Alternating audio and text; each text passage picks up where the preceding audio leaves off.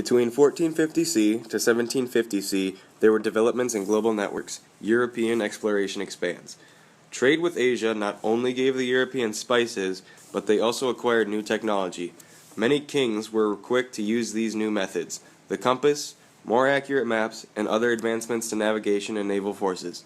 This contributed to Europe's ability to make long-distance expeditions. The Europeans wished to spread Christianity. They are motivated by the Muslim religion spreading. Incentive to expand came from nations like Spain, Portugal, and France. The Protestant Reformation split the Christian Church in the early 1500s. This renewed the vigor in Catholic monarchs. Trade was also a major factor. The Europeans saw that trade with Asia would increase their flow of silk, technology, and spices, which triggered the Renaissance. During this time, Russia was expanding its land empire across Siberia. European rivals were closer to the Atlantic and had many advantages when it came to exploring the Americas.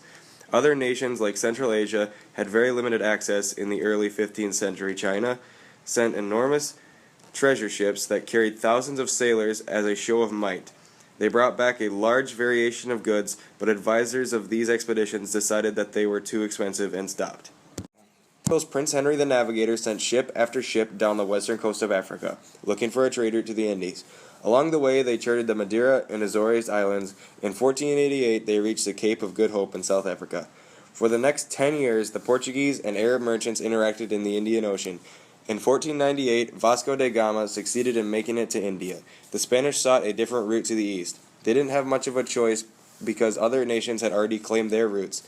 Since the only landmass was Afro-Eurasia, sailing across the Atlantic seemed logical. Columbus convinced the Spanish royals to fund an expedition for God and gold. If Columbus made it to the east and back, they would be ahead of Portugal. They thought he made it, but in reality he had arrived at the Americas. After Spain gained large agricultural and mining wealth, it seemed the discovery of America was not a mistake. The Columbian Exchange's effect on the world. Historians refer to the transfer of animals, plants, diseases, and people that resulted from contacts between Europeans and American Indians as the Columbian Exchange. From Afro-Eurasia to the Americas, Europeans brought horses, pigs, chickens, cows, sugarcane, bananas, wheat, and rice. The introduction of horses changed the lives of many Native Americans. Sugarcane plantations throughout the Caribbean helped create wealthy European kingdoms. From the Americas to Afro-Eurasia, Europeans returned with few animals that had global impact, but brought plants such as potatoes, tobacco, tomatoes, corn, cocoa, and chili peppers. The potato became very popular in Europe. These American foods led to unprecedented population growth wherever they were grown. There were also many diseases spread through Columbian Exchange, diseases that had the largest effect on the Americas. The introduction of new diseases killed many, particularly smallpox. The depopulation created large open spaces for Europeans to conquer with very little resistance. Many people migrated during the Columbian Exchange. Most people migrated willfully, but as many Africans were forced to migrate and serve as slaves. Spanish explorers weren't voyagers, and many women didn't make the early voyages. Europeans created large sugarcane plantations that were very profitable. Portugal was the first of the European nations to enslave Africans, and Spain soon followed. Religious beliefs were also spread through the Columbian Exchange. Many Christian missionaries accompanied explorers and settlers. Portuguese and Spain territories held mass baptisms, which meant that natives continued with Christian beliefs woven into their own. There was also a spread of precious metals in the Columbian Exchange. Gold from central Mexico went straight to Spanish monarchs' treasury, but it was the silver from Peru that became the global metal of exchange. From silver to the Americas was traded for spices, silk, and other commodities European had come to desire. Japan was brought into this network because it also had silver mines, and China and India were on the receiving end of most of the silver. For the first time, global exchange network had been established. Latin America and the Atlantic world. Latin America is described by the interaction between the four continents on both sides of the Atlantic: North and South America, Europe, and Africa. For most of this era, the English, French, and Dutch colonies along the North Atlantic coast of North America were an afterthought. They weren't a big deal compared to the wealth of Latin America. The biggest economic contribution from the colonies of Upper North America was fish. Cod was really popular among the people on both sides of the Atlantic. Continuities and global networks of exchange. Continuities in religion were continuing to spread. Islam, in particular, had spread to sub-Saharan regions and into East and Southeast Asia, including parts of the Philippines. Buddhism continued to spread across Southeast Asia and into parts of Central Asia. Hinduism continued to be the main religion of India. Continuities in agriculture included the Indian Ocean region. European merchants could only join in when they cooperated with the local leaders of the port cities. Most people remained farmers in this area, and many were subsistence farmers. Other farmers grew a single crop for a landowner who exported the crops. Continuities in migration include the migration of indigenous people had largely ended, reaching the islands of Hawaii by 900 C, with a possible wave of Tahitian settlers in 1300 C. In Southeast Africa, Bantu-speaking peoples built the complex city of Great Zimbabwe. With new political and economic groups arising, so did new societies. New waves of political elites came. China, with the defeat of the Manchus, the Ming leadership established themselves as the new elite class. They started the Qing dynasty, but they also remained as a minority ethnic group. The Qing adopted the Chinese language, Confucian philosophy, Chinese bureaucracy, and continued the mandate of heaven. Over in Latin America, the ruling class became the Creoles. The top of Latin society was the Peninsulares, and second the Creoles, then the Mestizos. Not a whole lot of mixing of races was going on in the English and French colonies. However, European landowners or wealthy merchants were the elite. European merchants and entrepreneurs became the elites there. This was the opposite over in China for merchants. Different views changed Christianity and science. Catholicism spread to the colonies through missionaries, and Martin Luther began the Reformation. The Catholic Church then started a reformation of their own with the formation of the Jesuits. Jesuit missionaries eventually spread to China, and they influenced China academically and scientifically, rather than their intended purpose of converting. A scientific drive happened, and mathematical, scientific data, and other interactions were being exchanged between European, Muslim, and Chinese scholars.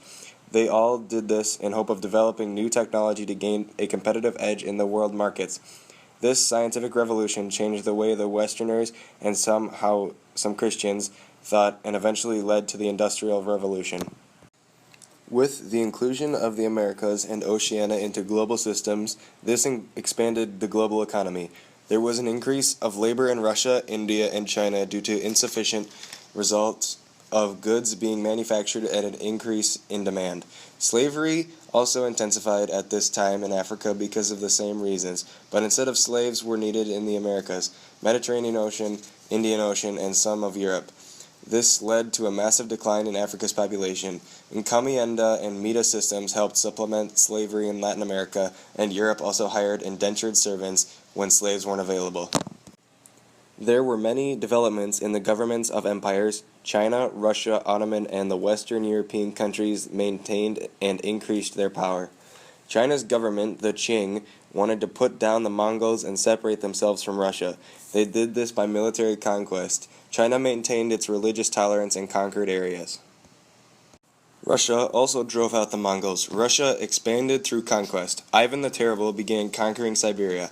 Peter and Catherine the Great conquered areas north of the Black and Caspian Seas. Russia imposed requirements that peasants work on public projects. Russia, like China, maintained religious tolerance and conquered areas. Russia wanted to modernize or westernize. Catherine invited foreigners to come settle in Russia. Two things that had remained unchanged were serfdom and absolute monarchy. Spain, England, France, and Holland created sea empires. They all had colonies that became part of the mercantile system, and the colonies provided resources for their countries. Monarchs in Spain and Portugal dealt with affairs and governing their colonies more closely than they did the Dutch and the British. The Spanish and Portuguese had viceroys that were colonial rulers that reported to the king. Spain and Portugal conquered land in the Pacific and Indian Oceans. They both wanted new trading routes. Spain, France, and Portugal were all absolute monarchies, but England became a constitutional monarchy in 1689. The Ottoman Empire reached its peaking during the time between the 1450s to the 1750s. The Ottomans defeated the Byzantine Empire. The Ottoman Empire included Europe, Africa, and Asia with different faiths like Christianity, Islam, and Hebrew. The Muslims' leaders did not force people to convert, but did tax and require non-Muslim families to give up young sons to the army. New governments came in Asia and Europe.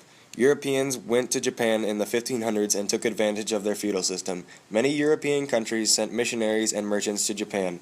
The Japanese welcomed the Europeans at first because of their offers of technology. The Tokugawa shogun brought Japan together. The Tokugawa ruled until the mid-1850s. One of the first things they did was get rid of the Europeans. The Christian converts in Japan were highly persecuted. In the early 1600s, Muslims in Central Asia went to South Asia and started the Mughal Empire. The greatest ruler was Akbar. He extended religious toleration to the 75% of the population that was Hindu. The Muslim leaders were in the minority in their country. The Aztec Empire fell because of different reasons. They expanded through conquest and made almost no effort to combine the conquered foes into their empire. As long as they paid tribute, the Aztec leaders claimed to be descendants of the gods and made sacrifices of humans to the gods. The Aztec fell because of internal pressure from the conquered people and external from the Spanish conquistadors. Inca was the largest empire in the Americas. It only lasted about 100 years. The Inca expanded through conquest and requested tribute. The emperor claimed to be a descendant from the gods like the Aztecs. The Inca included the conquered people into their empire. The Inca had a form of socialism called Inca socialism. All of the land and food was owned by the government. The Spanish also put pressure on the Incas. Smallpox decimated the Inca population. The Byzantine Empire was reduced to its capital of Constantinople. In 1543, it was taken over by the Ottoman Turks. A great transfer of power was shown by the Hagia Sophia's being turned into a mosque.